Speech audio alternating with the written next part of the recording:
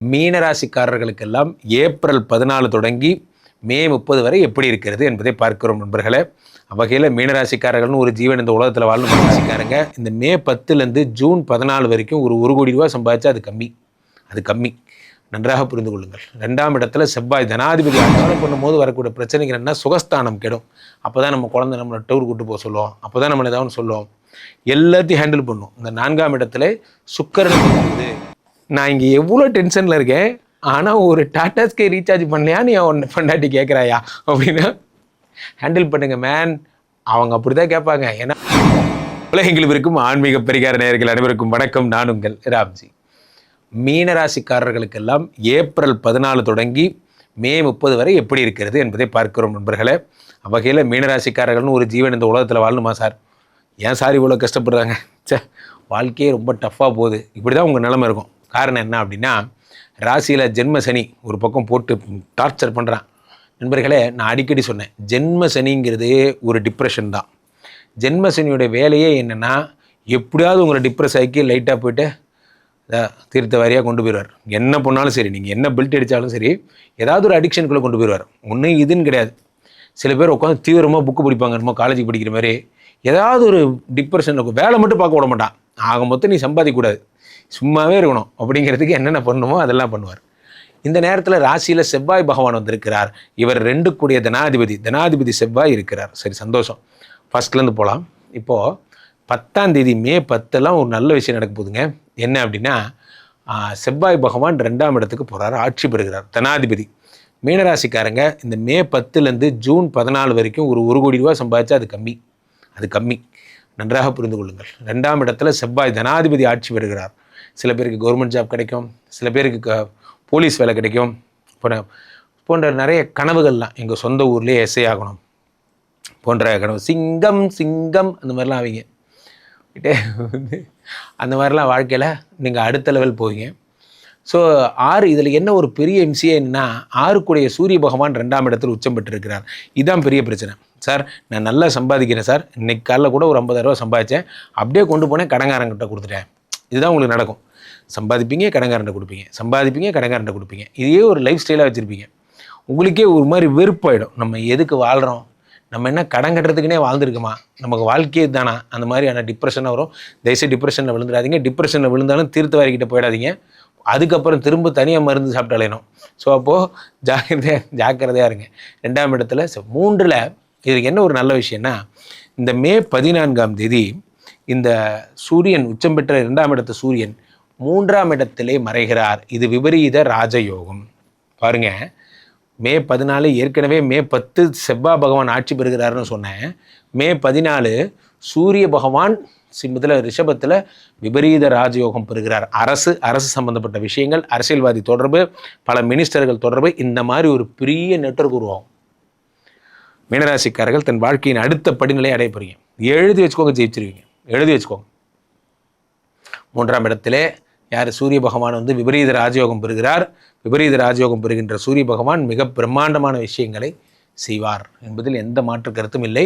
அப்போது நம்ம வந்து, சார் நான் ஒரு தலைமை பதவிக்காக ஆசைப்படுறோம், என் கம்பெனியில் டீம் லீடர் ஆகிடுவேன் சார், ரொம்ப நாளாக டீம் மெம்பராகவே இருக்கேன், எனக்கு ஒரு பதவி தர மாட்டேங்கிறாங்க, மெயின்டெனன்ஸில் வந்து இதாக இருக்கேன், நான் மெயின்டெனன்ஸ் டீம் லீடர் ஆகிட்டேன்னா நான் வந்து எல்லாமே நானே பார்த்துப்பேன், ஓவர் டைம்லாம் கிடைக்கும், கவலைப்படாதீங்க, நீங்கள் பாஸ் ஆகிடுவீங்க.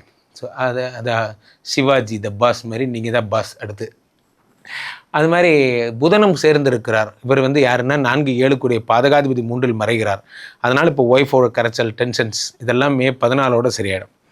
அதே மாதிரி வெளிநாட்டு வர்த்தகங்களால் கிடைக்கின்ற தோல்வி, சில பேர் வந்து ஃபாரினில் நிறைய முயற்சி பண்ணியிருப்பீங்க, ஏதாவது அது கிடைக்கும், இது கிடைக்கும், வேலை விஷயமாகட்டும், ஏற்றுமதி இறக்குமதி லைசன்ஸ் கிடைக்கும், அந்த மாதிரிலாம் ட்ரை பண்ணியிருப்பீங்க.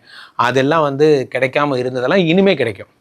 இப்போ இதில் ஒரு ஆச்சரியம் பாருங்கள், 4ஆம் இடத்துல சுக்கிரனும் குருவும் சேர்ந்துருக்காங்க. இதில் யாராவது ஒருத்தர் இருந்தாலே என்ன ஆகும், உங்களுக்கு வந்து பயங்கர பிஸியாக வச்சுருவார். ஏன்னா 1 10 கூடிய குரு 4ல் இருக்கார். 4ங்கிறது சுகஸ்தானம். காலைல ஆரம்பித்த வேலை சார், நைட் ஆனாலும் முடிய மாட்டேங்குது, பேக்கரி டெவலப் பண்ணேன், பன்னு வேணும், பஜ்ஜி வேணும்னு ஒரே பிஸியாக இருக்கேன் அப்படிங்கிற மாதிரி. சில பேர் நம்ம என்ன பண்ணுவோம், கம்பெனி டெவலப் பண்ணிடுவோம், டெவலப் பண்ணதுக்கப்புறம் ஏன்டா டெவலப் பண்ணணும்னு ஃபீல் பண்ணுவோம். அதெல்லாம் நிறைய ஃபீல் பண்ணியிருக்கேன் சார். அதுக்கப்புறம் ஃபோனாக வரும், அதுக்கப்புறம் எவன்டா உட்காந்து இந்த ஃபோன்லாம் பேசுகிறது, அந்த மாதிரி ஆகிடும். இது நம்ம நிம்மதியை நம்மளே கெடுத்துக்கோம். இப்போ நம்ம எப்படியாவது இந்த கம்பெனி டெவலப் பண்ணால் தான் நம்ம அடுத்த லெவல் போக முடியும். ஆனால் டெவலப் பண்ணும்போது வரக்கூடிய பிரச்சனைகள் என்ன, சுகஸ்தானம் கெடும். அப்போ தான் நம்ம குழந்தை நம்மளை டூர் கூட்டு போக சொல்லுவோம், அப்போ தான் நம்மளை ஏதாவது சொல்லுவோம்.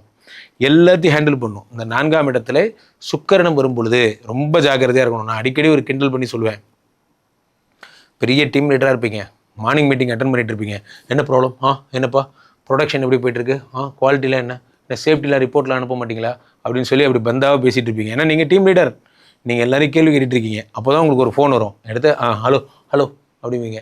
டாடா ஸ்கை இன்னும் ரீசார்ஜ் பண்ணலையா, வீட்டில் அப்படின்ட்டு வச்சுட்டு, நான் இங்கே எவ்வளோ டென்ஷனில் இருக்கேன், ஆனால் ஒரு டாடா ஸ்கை ரீசார்ஜ் பண்ணலையா நீ ஒன்று பண்ணாட்டி கேட்குறாயா அப்படின்னா ஹேண்டில் பண்ணுங்கள் மேன். அவங்க அப்படி தான் கேட்பாங்க, ஏன்னா அவங்க உங்கள் ஒய்ஃபு. அப்போ ஒரே நேரத்தில் இப்படி இருக்கணும், ஒரே நேரத்தில் மிகப்பெரிய அதிகாரியாக இருக்கணும், ஒரே நேரத்தில் நல்ல ஃப்ரெண்ட்லியாக இருக்கணும். அந்த மாதிரி ரொம்ப டென்ஷன் ஆகும். இந்த 4ஆம் இடத்துல செவ்வாய் குருவும் சுக்கிரனும் சேர்ந்துட்டா எல்லோரும் இப்போ தான் ஃபோன் பண்ணுவாங்க, என்ன மாப்பிள்ளை எப்படி இருக்க, ஊருக்கு போகிற, இருடா நான் மீட்டிங்கில் இருக்கேன். மீட்டிங்னா என்னையா வரேன்டா. இவனுக்கு வேறு மீட்டிங்னாலே என்னன்னு தெரியாது. இவனுக்கு நான் புரிய வச்சு எல்லாம் எங்கள் சொந்த ஊருக்காரன் தான். ஸோ அப்போது எல்லோரும் சேர்ந்து தான் வாழ்க்கை, எல்லாம் சேர்ந்து தான் குடும்பம். அப்போ 4ஆம் இடத்துல இப்படி நடக்கும்போது இதனால் உங்கள் டென்ஷன் எல்லாம் பார்த்துங்க, நைட்டு தூங்குங்க, அந்த மாதிரி சம்திங். மீனராசிக்காரர்களுக்கு ஒன்று தாங்க, நல்ல பணம் வரப்போகுது. Waiting for that golden moment. May 10லேருந்து மே 14க்கு அப்புறம். ஆனால் உடலை நீங்களே கெடுத்துப்பீங்க, டென்ஷன் நீங்களே ஆயிப்பீங்க. நல்லா தண்ணி குடிங்க, தூங்குங்க, தண்ணி குடிங்க, தூங்குங்க, வேறு எந்த வேலையும் செய்யாதீங்க, நிறைய ரெஸ்ட் எடுங்க. காரணம் இவங்க எல்லாரும் கூடயும் சுற்றினீங்கன்னா இருக்கிற நிம்மதியும் போயிடும். ஜாக்கிரதையாக இருங்க. 12ஆம் இடத்துல ராகு பகவான் ரெடியாக இருக்கார், உங்கள் பழைய கேஸெல்லாம் எடுத்து வெளியே போடுறதுக்காக காத்துட்ருக்காரு. ஸோ அப்போ பாருங்கள், அண்ணன் என்னென்ன இது ஓடிட்டுருக்கு, ஆமாம் இது 2021 கேஸ் ஆச்சே அப்படின்னா அப் பண்ணுறா அப்படிங்கிற மாதிரி ஒன்று ஆஃப் பண்ணி விட்ருங்க, இல்லை செட்டில்மெண்ட் பண்ணி விட்ருங்க. பழைய கேஸை ரெடி எதிர்கொள்ள தயாராக இருங்க. ஸோ ஜாக்கிரதையாக இருங்க. எத்தனை நாள், டிசம்பர் 6 வரைக்கும். அப்போ யாராவது உங்கள் பழைய கதையை சொன்னால் வணக்கம் வந்துடும். நான் கிடையாது, அது நான் அம்மாவாசையே கிடையாது, என் பேர் அம்மாவாசை கிடையாது, நான் தான் ராஜராஜ சோழன் அப்படின்னு பேர் மாற்றி அந்த மாதிரி இருந்துக்கிறது நல்லது. ஸோ கீழே போய்ட்டுருக்க இந்த 2 நம்பரை கூப்பிடுங்க, உங்களுடைய சொந்த ஜாதகத்தை பார்த்து கொள்ளுங்கள். உலக புகழ் வாய்ந்த நமது விஸ்வரூப விஷ்ணுமாயா இழந்திடக்கூடிய புனிதமான இந்த ஸ்ரீமடத்தில் தினசரி நடக்கின்ற விஷ்ணுமாயா ஹோமங்களில் கலந்து கொள்ளுங்கள். மீண்டும் ஒரு நல்ல பதிவில் சந்திப்போம். நன்றி, வணக்கம். இங்கே ஸ்தாபிதம் செய்யப்படுகிறார் விஷ்ணுமாயா. அது தமிழ்நாட்டில் இங்கே போரூர் கார்டன் ஃபேஸ் 2ல ஸ்ரீமடத்தில் மட்டும்தான் இருக்கிறது. வேற எங்கேயும் இவருக்கு ஆலயங்கள் கிடையாது. நம்மளுடைய வேலை இல்லை, குழந்தை இல்லை, நமக்குடைய எதிர்காலம் கேள்விக்குறியாக இருக்குது, கள்ளத்தொடர்பு, ஏமாற்றம், துரோகம் போன்ற பிரச்சனைகளுக்காக ஸ்பெசிஃபிக்காக பண்ணுற ஒரு ஹோமம். இந்த ஹோமம் 48 நாள் தினமும் பண்ணுறோம். இப்போ நீங்கள் புக் பண்ணுறீங்கன்னா இன்னிலேருந்து 48 நாள் இந்த ஹோமம் பண்ணி உங்களுக்கு அந்த பிரச்சனைகளை சேலஞ்சிங்காக சரி பண்ணி தரோம். ஸோ விஷ்ணுமாயா சாத்தனுடைய ஆலயத்திற்கு நீங்கள் வாருங்கள், இந்த ஸ்ரீமடத்திற்கு வாருங்கள், வந்து இந்த ஹோமத்தில் கலந்து கொள்ளுங்கள். இதை பற்றி தரவுகள் கீழே போயிட்டு இருக்க நம்பரை கேட்டு தெரிஞ்சு புக் பண்ணிக்கிட்டு இந்த ஹோமத்தில் நீங்களும் பங்கெடுக்கலாம்.